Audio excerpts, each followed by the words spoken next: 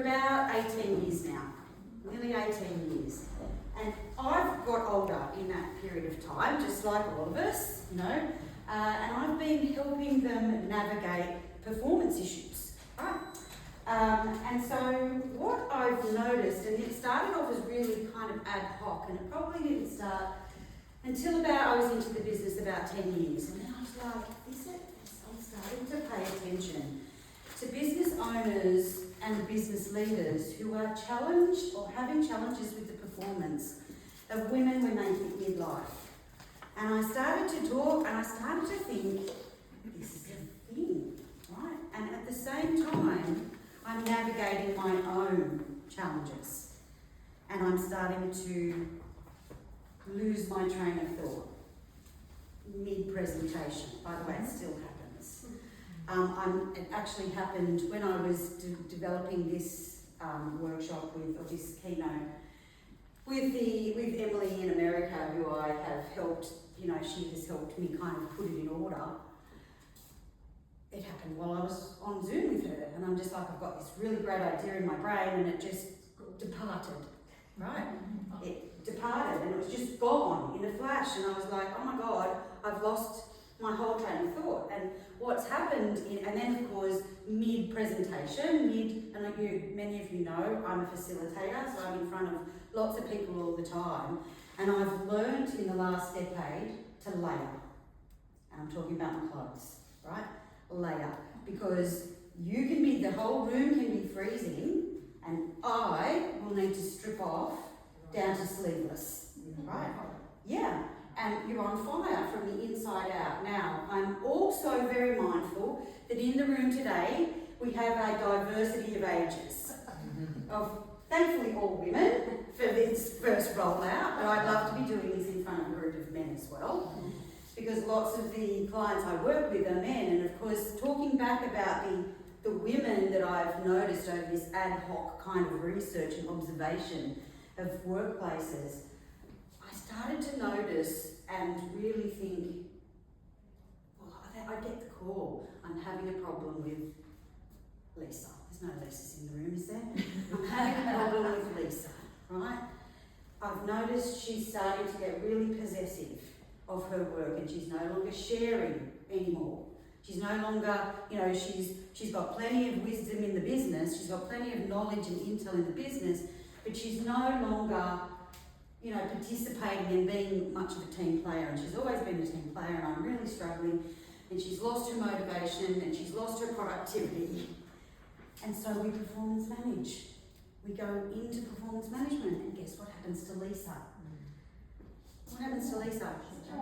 Lisa leaves. Lisa leaves, or Lisa's offered a deed of release, okay, which I don't know for the non-HR people in the room, that means we give her a nice payment, and she gets to resign and leave with her dignity intact, and we can walk down the street and look her in the eye, because when we're in a small town, guess what? We're going to run into them walking down the street, and Susan facilitates that. So when she walks down the street, she can give Susan the birdie and not me, the employer. Okay, so all of this was happening, and then I'm traversing my own journey as well of the heat, the internal body changing temperature, the ideas are gone. They're gone. They're there and they're gone. For somebody who has been facilitating for over 20 years, and you know the points you're trying to make, you know them like the back of your hand, and they're just gone. And so I've learnt to just be vulnerable and say, when it disappears, I just go, totally lost my train of thought. I don't know, I have no idea what I was going to say, but let's move on. And somebody will say to me in the room, you were talking about blah, blah, blah. I'm like, oh God, thank God somebody's listening. It's gone for me, right? So then, so there's a combination of what's happening in the workplace that made me think this is a thing. And so for the last 5 years, coupled with my own journey, I'm like, this is a thing. I'm hearing it from lots. I'm hearing it from lots of people. I'm hearing it from lots of employers. Women in midlife struggle when they hit midlife in the workplace. And we've never looked at why. except for over time, I've just thought, there's a lot. So, hence, I thought, let's do a hot, foggy and fabulous presentation, but let's do some research to go with it. Now, there's lots of research, and believe me, my head is full of research and podcasts and books. I've read so much, and I've listened to so much, and I've talked to people, so my head is super full. But today, I've got data from you. If you've participated, it's already out now. I've got data from you from the research that you've been, the survey that you've completed, and if you haven't yet done it, I've got the QR code at the end. And if you have done it, I would love it if you would continue to share, because I'm leaving the survey open. I've already got 100, within the first week I had 110 women. I reckon it was the first 5 days. 110 women went, I'm participating in that. They jumped straight in. So that tells me there's room for talking about it. Okay? And the other thing I want to say to you, and I'm telling stories on the hop, but as soon as that survey went out, it's been out for 3 weeks. Last week I went to a client and I'm doing a leadership program there, and there's 3 men and 3 women, and it's a combination of work, there's a big organisation, and they run construction and they run childcare and they run all sorts of different things, and I've got 6 of their diverse leaders in the room.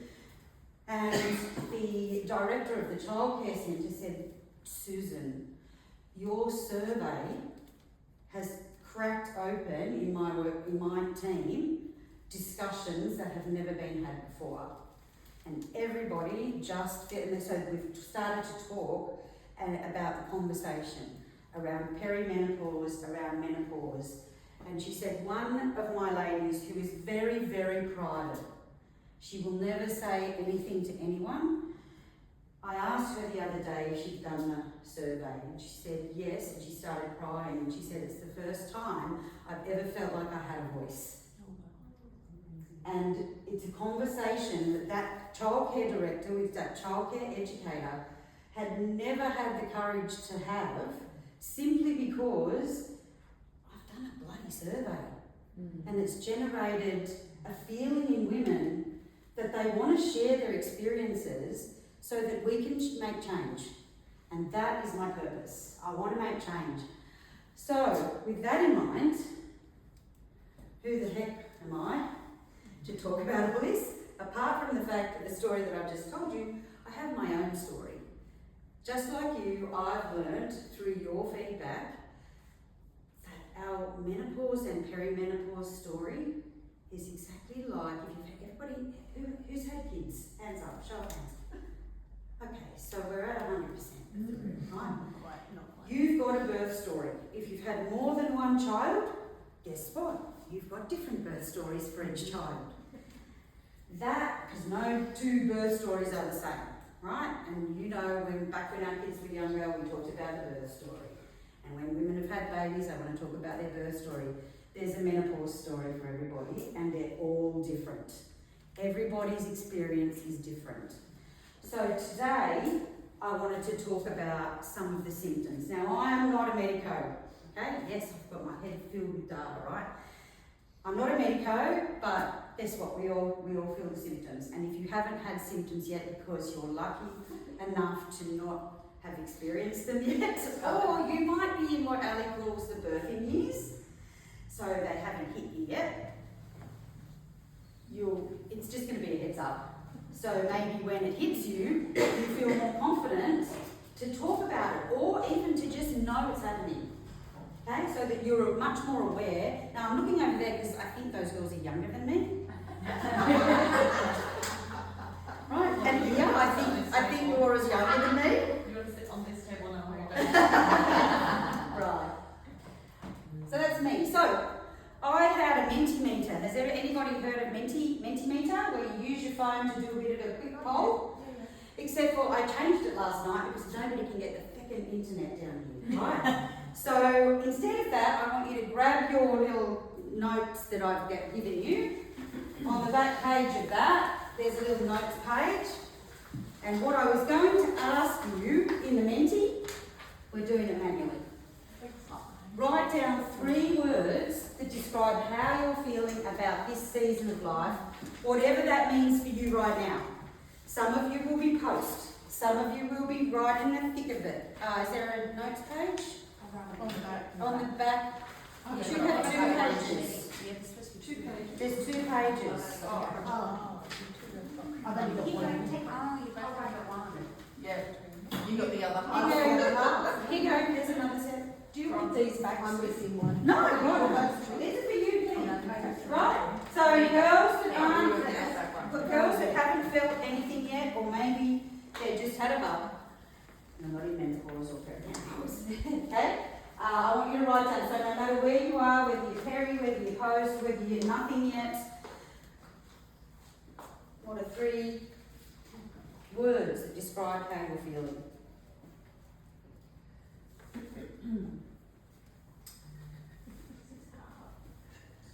Okay, who wants to share some of their words? Just things are changing. Vulnerable. Vulnerable. Mature. Mature. Enjoy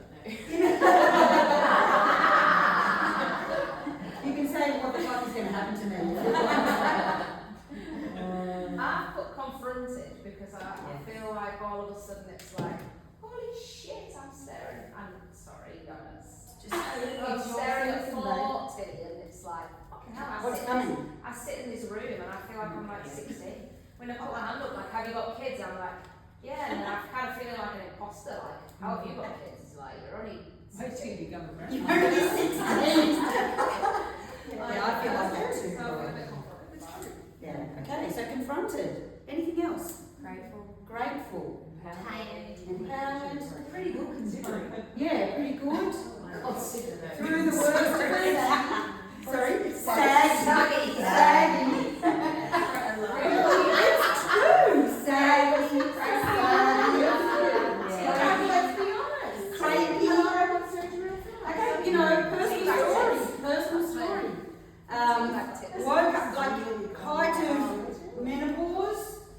Woke up one day, not a bra fit.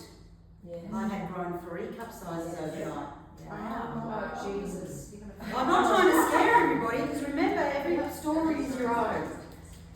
But it was just one of those things, and it was just, the night sweats where you've got to wear your t-shirt up under your boobs at night, and you've got to wake up to roll over, Jude.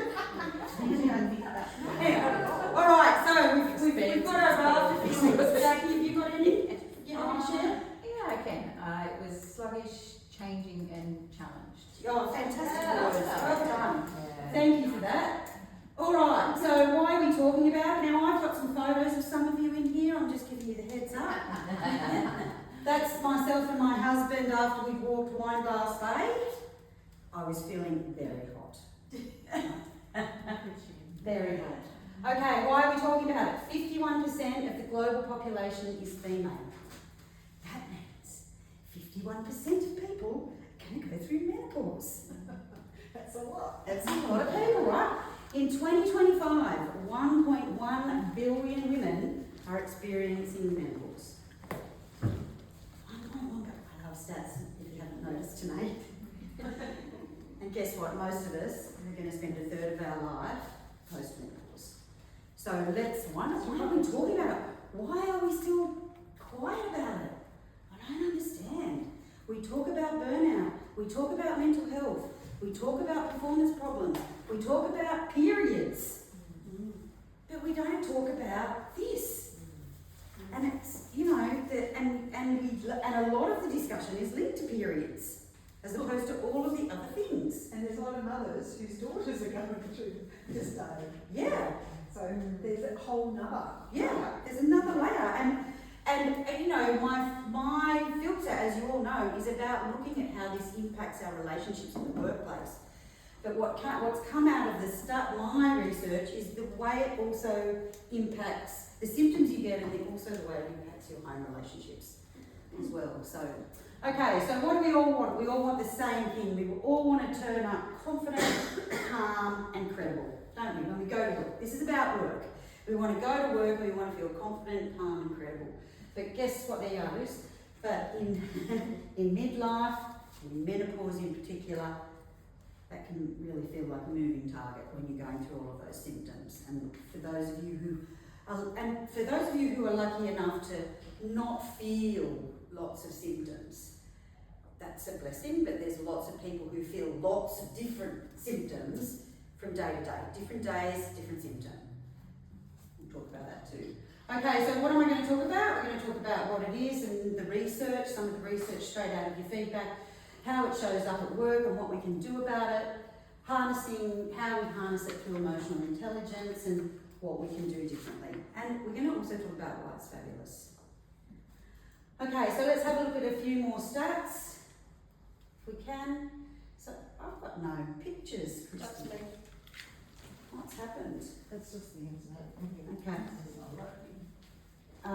So most narratives are around, and I haven't got any animations, but most narratives that we hear in the workplace are either medical. Sadly, they're mocking. So people joke about it. I joke about it. You know, I'm in my workshops and I'm having a hot flush and I start stripping off and I carry my fan. I've had my fan. When I cleaned up my mother's estate, I found a fan, a little hand fan, and I'm like, I'm taking that one.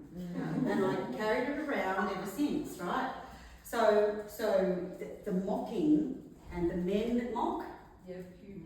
lots of men that mock us because it's hard to talk about. And let's face it, they don't know what to say. They're actually terrified. And that's come out of the survey that I've sent to men. I call it a power surge. Yes, an internal power surge. Yeah.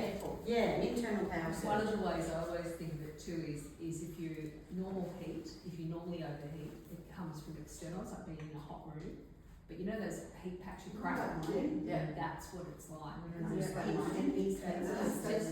Comes from nowhere. Yeah, but And that's what that's the will Yes, and so if it's not about medical and if it's not mocking, it's completely missing, right? We're not talking about it at all. It's just flying under the radar and you're ignoring it. And the workplace is where a lot of it plays out. Right. So I want to undo the conversation. So if we stay silent, we feel misunderstood, women feel misunderstood, assumptions are made about us, and we feel emotional isolation, also coming out of the research. And if we speak up about it, we're going to get the support we need, hopefully. If we can change the world, we can make adjustments, and our adjustments can be made for us if we're in a workplace where we're reporting to people, and we get a workplace culture. So the first question I've got for you on your handout is, what's the smallest thing you could say that might help someone else understand what you're experiencing? What's one thing, one small thing, or and if you haven't hit that stage yet, what are you curious or unsure about? So I just want you to have a think about, because I'm going to get you to talk to the person beside you about this. What's the smallest thing you could say and do to let other people know what you're going through?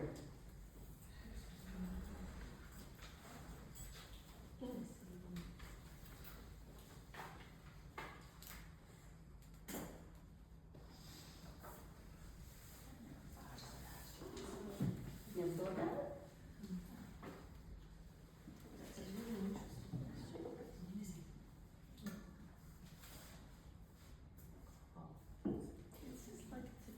So just with the person beside you, have a little whisper chat or on your tables about what could you do. You might get an idea from the person beside you.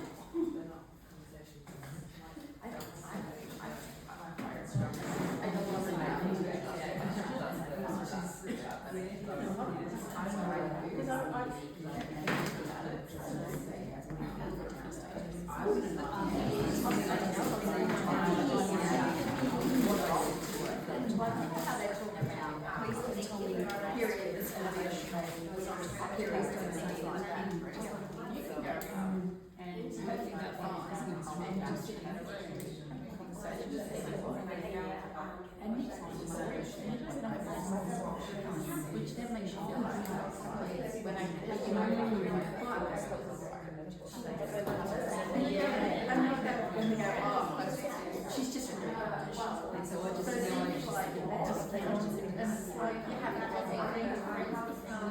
Because your emotions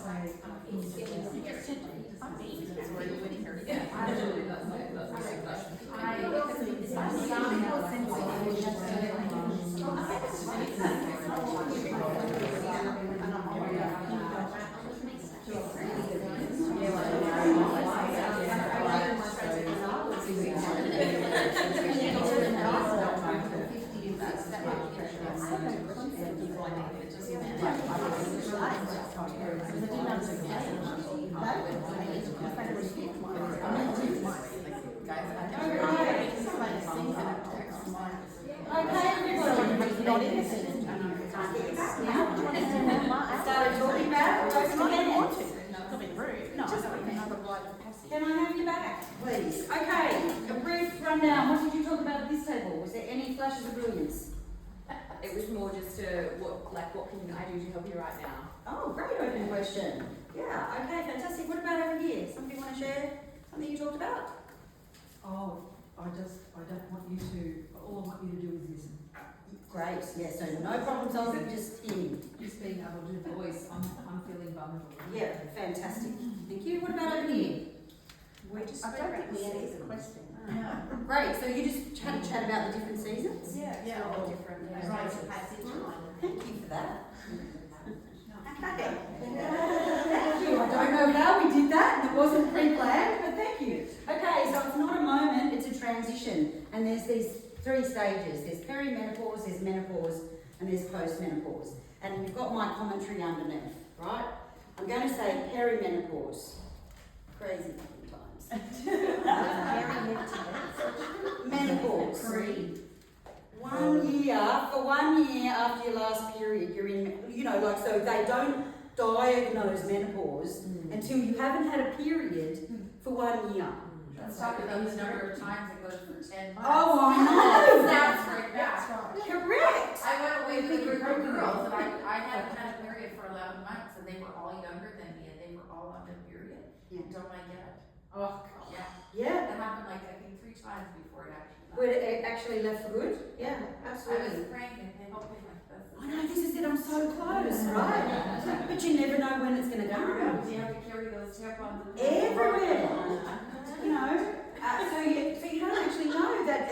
I have a similar story, June. I didn't get a period for about 9 or 10 months, and then my dad passed away suddenly.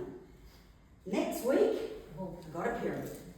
And I was like, I thought that was it.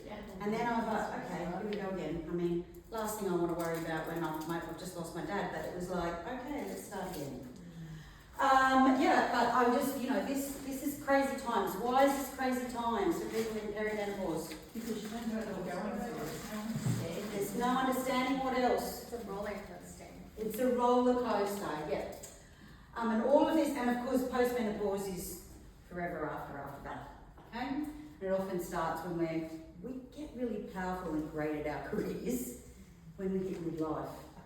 We know what we're doing, we've had our kids, they're all sorted, we're learning more about it, we're getting more confident, we're perhaps moving up the leadership ladder, we're in our own businesses, we've been brave enough to step out of a business reporting to somebody else, and we're opening our own, we're turning into entrepreneurs, right? And we're putting a shingle out and we're doing our own thing, and then we're hit by some of this, crazy stuff. Hit by a hormone hurricane, okay, where we're feeling all of these, some of these things. Now, some of you will feel none of this, and some people get an easy ride, just like your birthing story, and some people do not. Some people get all of these things and more. There are actually so this is what's happening in perimenopause. Some days you feel fantastic, and sometimes you don't, and you'll be hit by all of these things, and sometimes multiple of them all at once. So if you can turn to your symptom page. Let's play some symptom bingo. Thank you, Stacey. That's copyrighted to Stacey Morgan. She says this looks like symptom bingo. I might, that's a good idea. Let's do that. Okay, so there are surprised if I check all no, you don't. Yeah, you can have morning tea when the time comes. You want to the news. Should have kept the fans. Till then. Okay, so there's up to 35 different symptoms. Right? I couldn't fit them all on the page. So, but the other thing I haven't done is I haven't put the long-term effects and impacts of menopause on women. Okay, the heart disease, the osteoporosis, I'm not trying to scare you. She's like, Right, mate. She's like, you're really Autoimmunes that appear. yes, your autoimmune disorders, your multiple urinary tract infections as you age, all of these things that are longer term impacts of menopause. Okay, so it does get good to you. Okay, so let's have a look at this. I just want you, I've lost control of the breath. I just want you to tick or circle the symptoms that you've experienced. What are the things on this page? It's not showing it to anyone else. Isn't it easier just to Circle? just to do one? That's it. Do the one you get. Oh, okay. Hang on.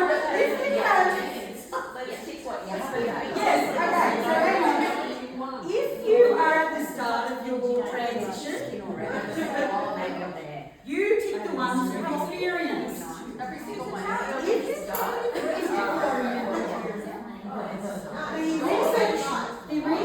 shows. Hang on. The research shows that it's typically around 45. However, because we've but there's other impacts that impact us, and it's getting earlier. Right? And it might just be you experience anxiety, and it's unusual for you. Right? So this is something new. You know, somebody who gets up in front of people for a living like I do, and then one day you get up and you have anxiety. Yeah, so And you're like, what the? my auntie, just going off that, so for years, like I suffer with anxiety, and she was always like, nah, it's not a thing.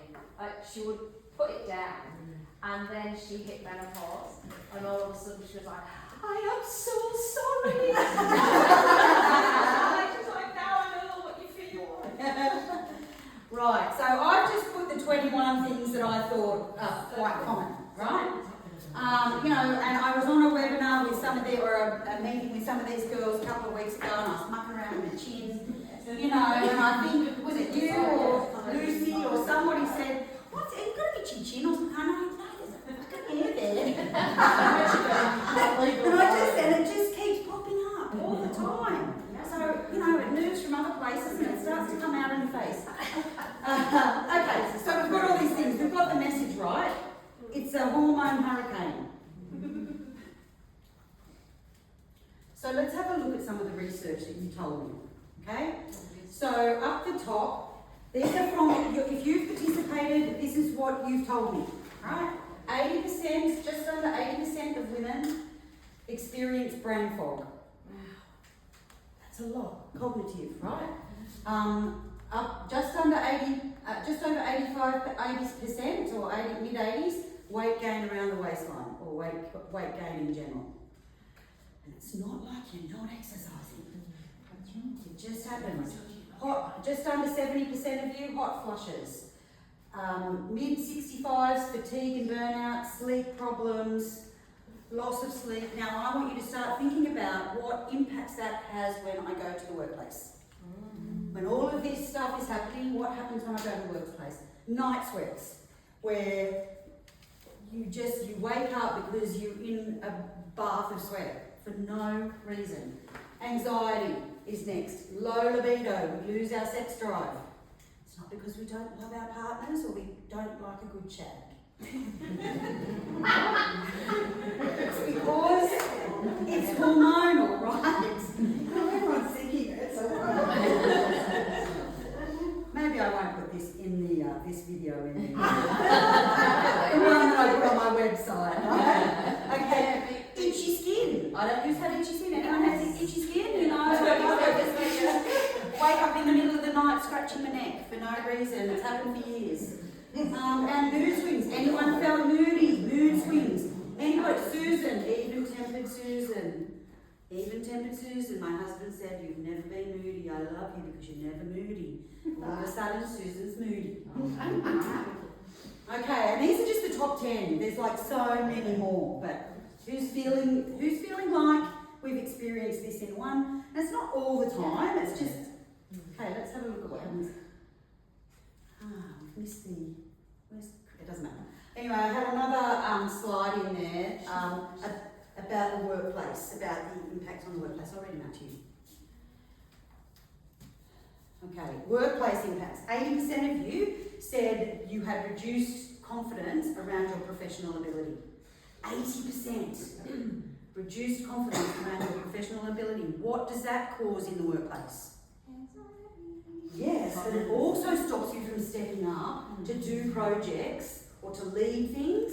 So it makes us step down. It impacts us by saying, I'm worried and I'm anxious and I don't believe I can do it. So the self-doubt comes in, the imposter syndrome, all of those things that we're all dealing with. This can 80% of you, it's happening through menopause. 70% of you, impaired communications or your memories in meetings. So now we don't want to participate in meetings, and we don't want to go to meetings, or we don't want to speak up in meetings because we don't want to lose our train of thought, or we don't want to feel that lack of confidence. 60% of you, avoidance of opportunities and speaking up less. 55% increased emotional reactivity and stress responses. 50% strained relationships at work and feeling misunderstood. 35% you had a desire to leave and exit the workplace early, and that's a massive issue. 25% wanted requests for flexible work or some sort of adjustments, and 20% felt invisible or sidelined at work. These are all really massive impacts in the workplace and in our workplaces across Australia, because when we're having these, women aren't stepping up to leadership like they would, even in terms of, they're worrying and they're anxious around their self-belief, and maybe I don't have it anymore, right? Or that fear of being judged or mocked because you've lost your train of thought. Even though it'll drop back in when you're not, when you least expect it, it drops back in.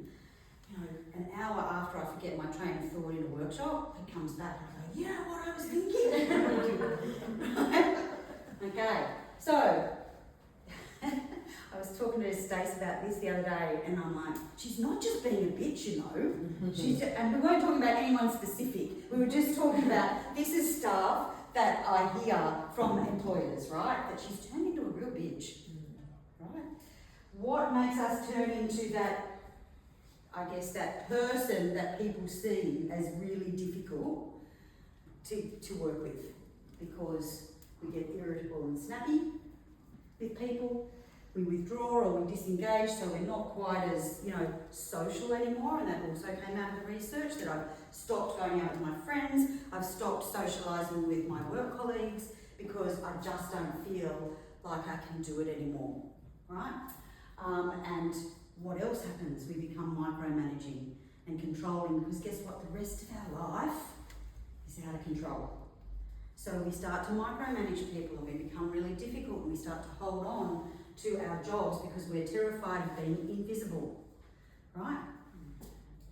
Okay, so we've got these sorts of symptoms, we've got hormonal chaos, we've got brain fog, we've got lack of confidence, we've got this emotional sensitivity. Oh God, I've lost my...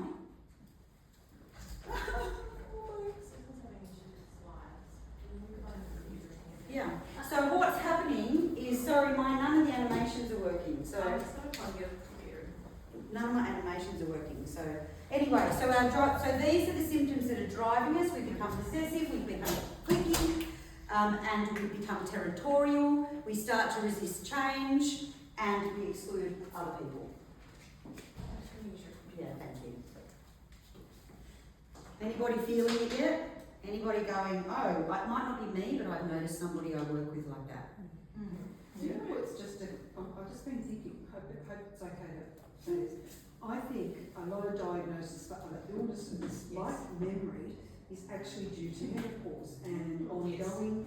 Okay, so this is what I think now, looking at the women I know.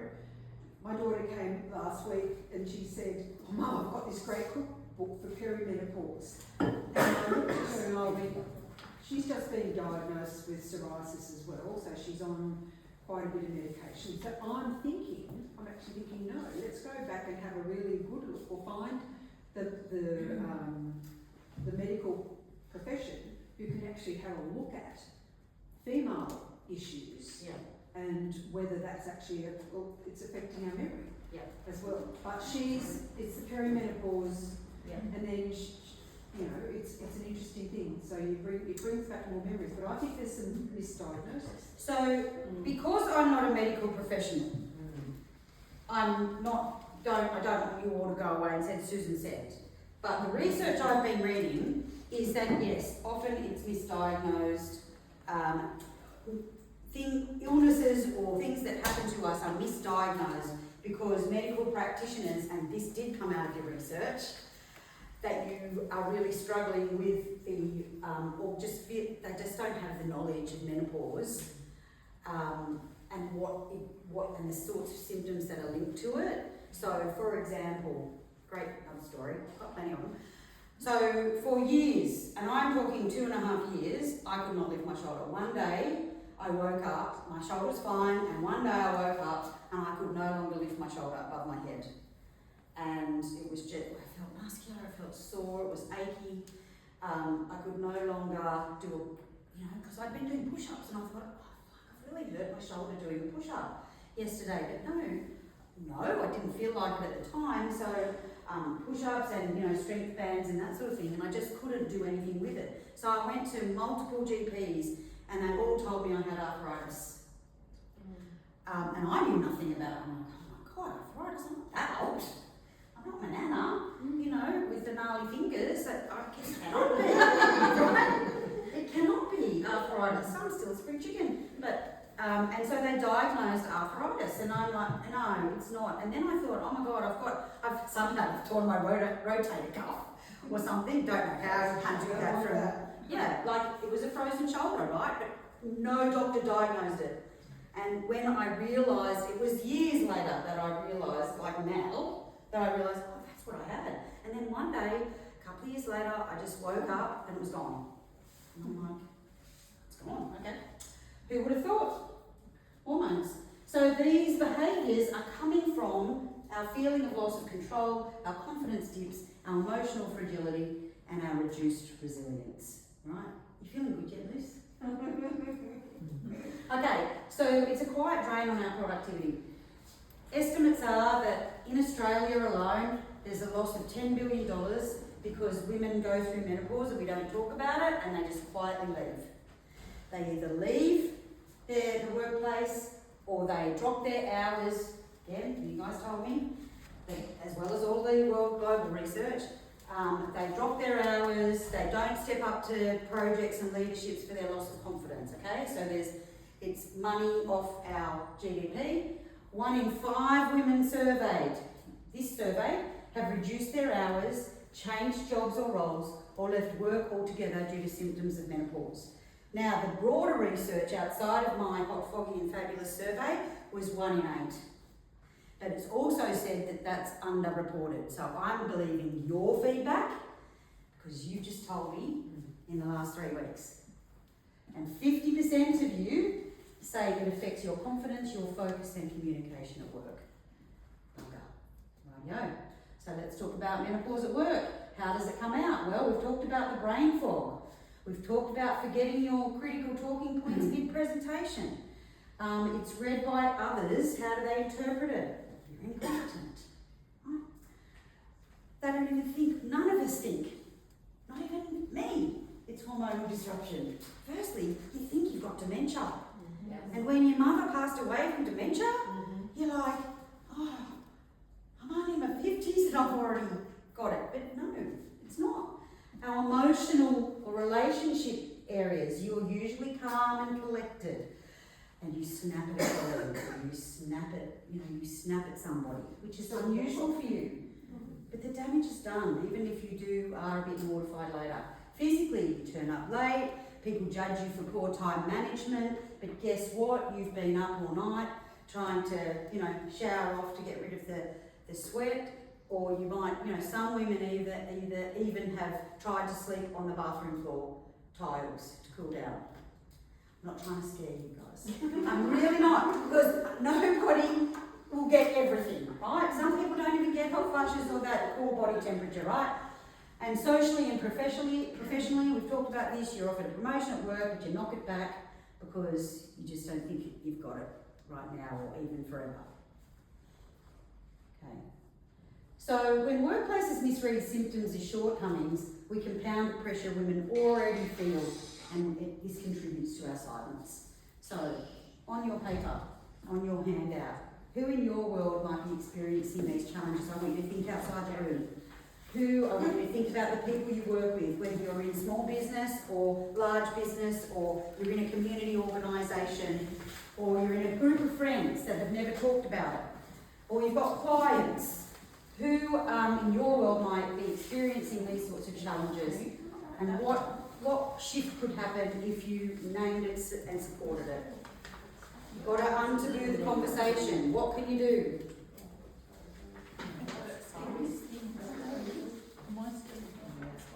I've always had Who? You can write losing. First, I was around home business well. So she's been. Is this from? I'm sorry, she's not burning it. Or what do you say? I actually got really scared. I thought I was honest. But was too scared to talk to somebody. And people don't talk about it. That's the original. You know when you're well, it's not. No, you're a boomer. Question to answer. I'm a boomerang. My daughter does. Okay. I'm going to take everyone. And I said to her, but I don't see it. Never once did she say to me. And I actually said to her, can you actually go through our school?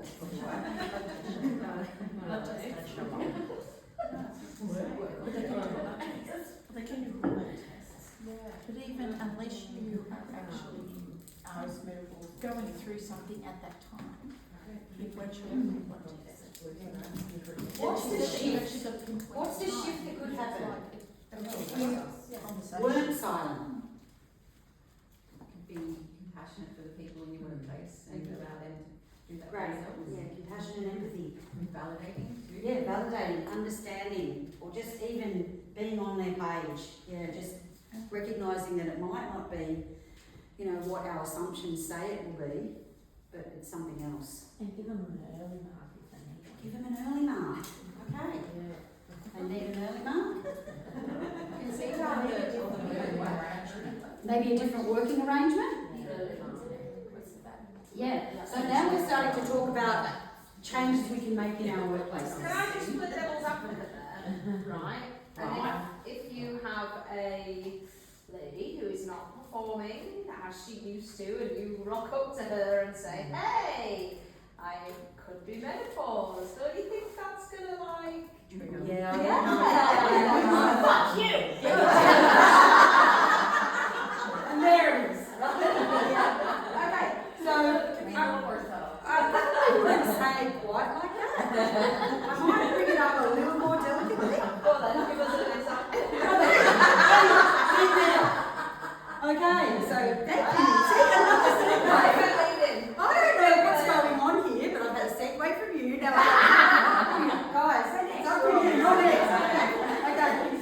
Okay. So I'm going to go through a couple of EI competencies and strategies, right? So the first one is self-awareness, right?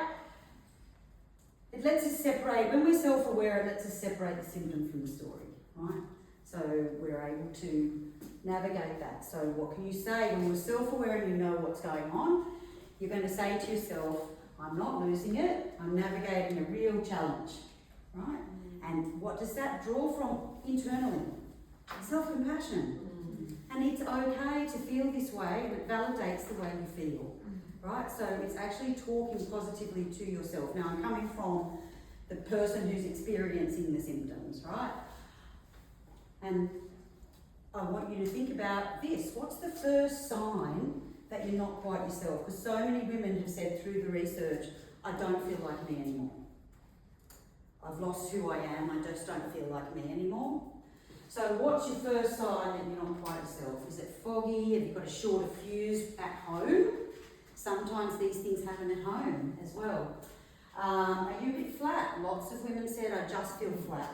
I just don't have, like, I just feel, it's not even moody, it's just flat. Yeah. So I want you to start noticing what are your personal signals. You need to pay attention to what's going on. And now I'm in alley territory, right? And give it a name, right? So you'll also know, if you've been to any of my programs, that I give away a journal to write down how you're feeling, okay, at any one time. So this is a really good time to have one of those so you can understand what it is. Let's talk about self-management, and I feel like I'm again in alley territory. Self-management is not about pushing through, and lots of people have said, just because I asked the question, do you push through? Yes. Fundamentally, there's lots of people, I don't know the exact stat yet, but there's a lot of people that answered yes to that question. And there's lots of reasons why. There's workplace expectations, there's shame, there's I don't want anyone to know. There's, so embarrassment and this discomfort around being judged.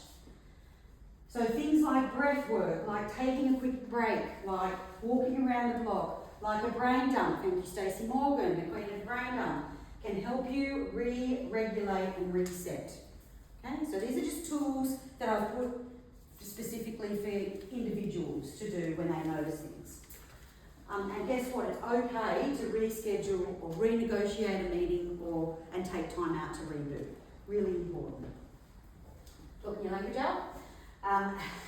Grace is a professional skill, so we want to have grace with ourselves. Okay, let's talk about awareness of others. This is where the empathy piece steps in. Okay? So, you might say something when you have great great awareness of others, you might say, let's just pause for 5 minutes so that everyone can take a breather. Now, if you're working with somebody who is of in that midlife area, this is a great idea to just say, let's take a breather, because women don't feel confident and comfortable to say, I need a break, because they're self-conscious. What are you laughing at, Stace? Chris took a photo. I was like this, and I was like, Chris has got the camera on me. I love how you've got this radar. Of like, oh, it's not on. Okay. Yeah, so showing you care about others even when you're not at your best, right? Really important. This is the empathy piece. And building bridges, especially with male or younger female colleagues and workers who've never been taught what menopause is. They don't know. It's not on their radar. And if anybody's seen my Men in Menopause survey, guess what? It's really hard to get men to complete the survey. And I sent it out to a trial audience, Stacey knows them as well, and their feedback was, 1, it's too long, 2, it's like 12 questions, 2, it's like you've made us answer free text. You've asked for free text questions. Yes, and the response was men hate doing free text. Yeah, men hate doing free text, and if you made it 3 to 5 multiple choice, we'd probably do it. What's the calories? And somebody else,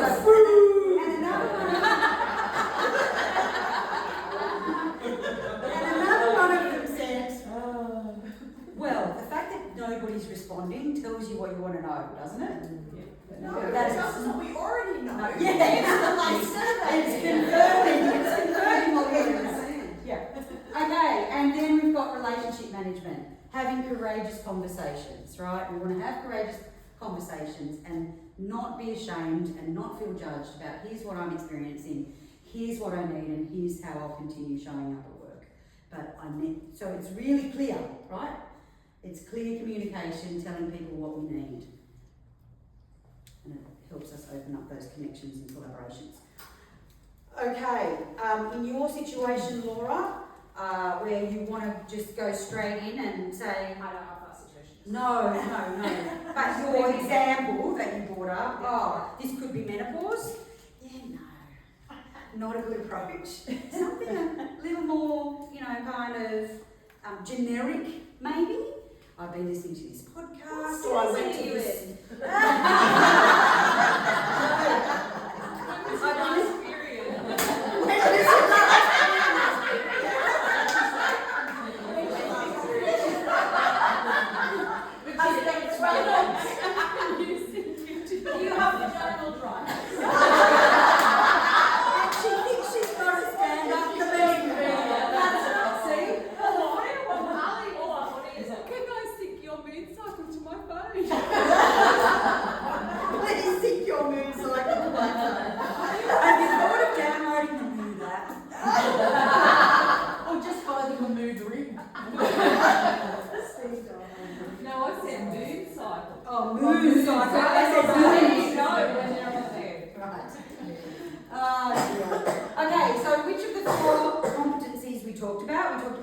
self-awareness, we talked about self-management, we talked about awareness of others, and we talked about relationship management. Which ones could you do? Just pick one. Which one would you work on in the next couple of weeks?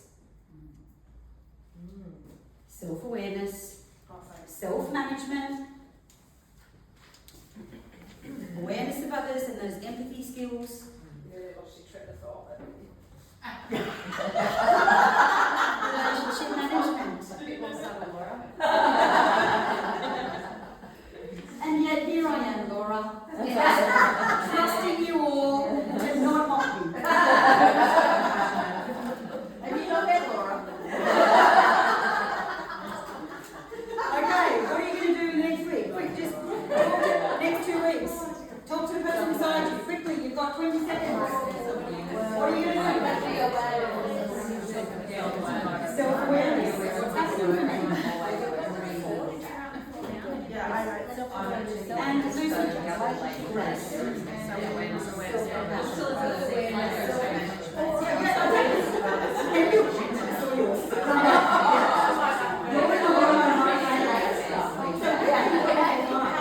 the next day, Literally, it probably took me 2 years to be like, and then I start seeing reels on Instagram, I'm like, yeah. So the other thing I want to say, just touching back on perimenopause, is it's not something we heard of a decade ago. It wasn't even a thing. We, and I don't know, my mum never talked about it, because our mothers they went through it in silence. That was that generation, they were called the silent generation for a reason. Silent about it, right? So we didn't know anything. Thankfully, we have the internet, we have research, we have chat groups and forums and all sorts of things that are available to us. Yes. So you know your menopause bingo? Yeah. Is that a perimenopause bingo? Yes. Or is it, okay. Well, it's everything. So this is from So peri. yes, it's from peri. Okay. Okay, it's from peri when you start the crazy times, when you feel like your body's something's happened to something's happened, who am I? I feel, I might feel, it might start with anxiety, or it might just start with a hot flush one day out of bloody blue, or it might start with a frozen shoulder, or plantar fasciitis, or hair. No, that's later. That's when. No, that's when you're. That's when you're. Yeah, no, it is. Still there. That's when your ovaries have gone to God, right? They've totally gone to God, right? Shut down. Okay. So hang on, I've got 5 minutes. Give me 5 minutes. Okay. So I want to share with you a three-step strategy, right? For making. I'm just going to jump through some of this workplaces that are great for everybody. Okay. We need some workplace systems to help us to raise awareness. Okay. So I've introduced the 3S model. First one is the first S is safe. You might want to write it down. And I want you to think about what's a workplace that would make you feel safe. Talk about menopause. What's the workplace look like? And I know some of you work on your own, right? So maybe for you, it's about having strategies in place to go, I'm not my best self today. I need to realign some things. Or I just need to be kind to myself and go, it might not be like this tomorrow, right? But it might not be like this afternoon. So give yourself some grace. So what's the sort of workplace that would look safe to you?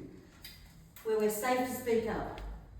So we, as the business owner, walk through every department every morning and say hello, check the mood, and then start our day. So you kind of identify where it's at from get-go.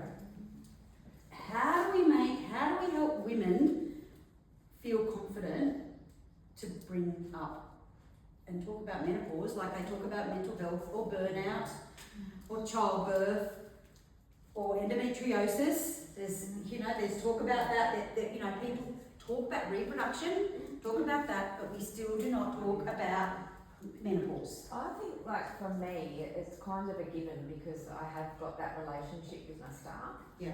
And so we talk about anything and everything. Like, it's pretty open. I think sometimes it's linked to ageism because the women that I've been talking to who have been in education for a long time, expert in their fields, they're saying they're going for jobs and they feel that it's actually their age that's the barrier. And so with the age comes, well, probably their behaviour looks like they're menopausal. Yeah. So I think there's another link there as well. Yes, but Carrie, in workplaces, it's not seen as an impact of menopause, it's seen as poor performance. And Not that she's just not performing anymore. The underlying comments are whisper, whisper, she's menopausal. Yes, maybe, but she's lost her mojo. mojo. That's what they're saying, she's lost her mojo. So she misses out on that promotion. But then that reinforces the woman's Yes, own thoughts on not being good enough. Correct. Right? Because And it's a that vicious really- circle, that's why we have to change the narrative. Okay, so it's safe to say, we want workplaces where it's safe to say, I'm struggling, or it's safe to say, it's not my best day, or it's safe to say, give me half a day, or can we reconvene the meeting this afternoon, or whatever, right? We need to feel safe and confident to do that. And we want to normalise the conversation. So if you're in a team, can you imagine me coming in and doing menopause training? How fun would that be? I'd love a group of construction workers in the room. But if you've got everyone laughing though, there's Well, of course, because you know, even from that perspective, you start to talk about, you know, what's happening with your wife or partner. Yeah, absolutely. She's shut down. She's don't touch me. And that impacts the workplace because if they're not happy at home, So they're not getting a shot, they're not going 100%. correct. But then they go into they can go into spirals of anxiety and depression because they feel disconnected from their partner. That's the way they connect. It's Okay. interesting how men, I tried to have a conversation with my husband the other week around this. And he went, I don't know why you feel so special. Men go through this too. They do. And I said, give me an example. And he goes, well, we don't always feel like doing stuff, but you just do it. You need to get over yourself. And it was like, I just wanted to slap. So that's an education piece, right? Another education piece about men's versions, so they can learn that as well. Okay, what do we need to feel supported? What do we need in our workplaces to feel supported? Just want you to have a think about that. Do you have the people, the tools, the systems that help me cope and stay well? Can I take that flexible time? Temperature control, that's me, right? You know, you all said today, oh, it's freezing in here, and I'm like, what the fuck? Flex time, quiet spaces, these were all ideas that came out of the research. And manager toolkits, that's come out of the research as well, certainly the men's one. Toolkits for men and education and training for men to understand what the hell is going on and why is it important. And you know, and talking people, okay, and access to role models and mentors, and then space. What space do we need to feel, to, you know, I'm allowed to adjust, step back and slow down without shame. Managing the shame and judgment, really important. Room to breathe in your calendar. Oh my God, Ali's talking in my head when I'm saying these things. Delegate more and pivot gracefully when we're feeling poorly. And permission to not have it all worked out. Don't worry, you'll all get the slides, right? Okay, I've gone over, so I'm just going to jump on that. I just want you to think about what's one else you could work on. Is it safe? Is it working on how you need to be supported or support others? Or is it space? Do I need space? Do I need to provide the people I work with space? What can I do? Okay? All right. So I just want to quickly get through the fabulous factor because it's not all shit house. Some of it is fantastic. When you get through it, Luke, it's pretty handy. When you get through it, There's one slide of the fabulous. No. You really can't worry. No, it's much better than that. Look at that.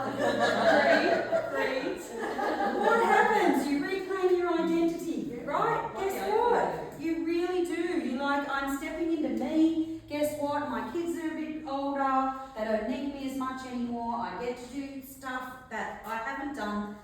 for years, for decades, right? The upgraded model. The upgraded model, right?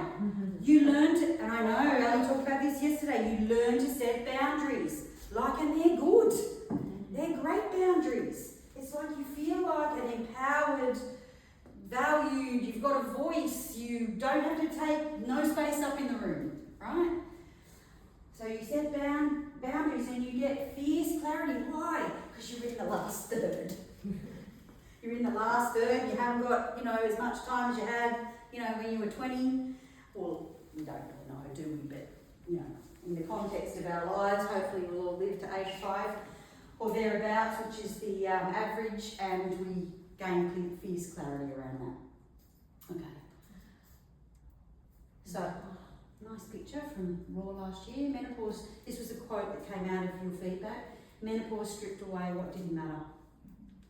So I'd no longer worry about shit that doesn't matter anymore, or anybody else. I just step into my power. So it is fabulous. So this season of life isn't about hot flashes and foggy memory. It's about hot potential and being fabulous. It's not a turning point and it's not a detour. It's about deepening and expanding into new versions of ourselves. Every time one of us names it, we normalise it and make the path easier for our daughters or somebody that's coming behind us, and I think that's my purpose. I'm going to jump over that and leave you with this. This is a quote from me. You're not broken, you are becoming. This season may be wild, loose, but you are wise, worthy, and most definitely not alone. And this came out, every single survey I read, I just want to hug these women. It's anonymous and I don't know who you are, but I just want to send out hugs to everybody and go, you know what, I'm reading all of this data and you're not alone. You're all feeling very similar and it's like, how do we bridge that connection? How do we help women feel more connected so that they don't feel alone, that they feel like this isn't taboo, that we can talk about it and it's not shameful, it's not to be judged. It's a fact of life, and we want to prepare the pathway for our daughters. Well, I do.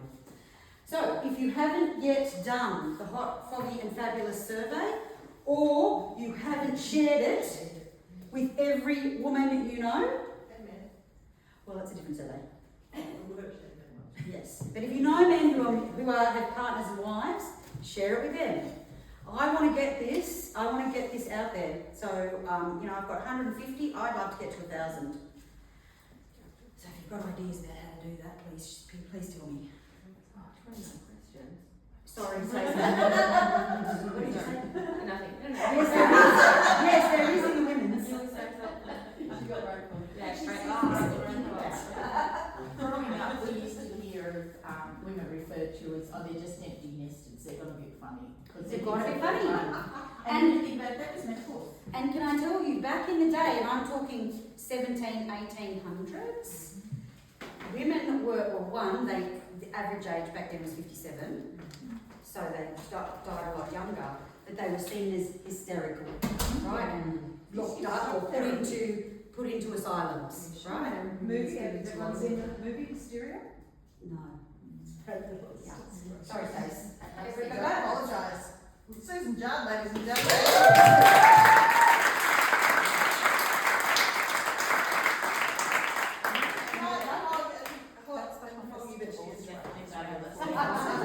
That was awesome.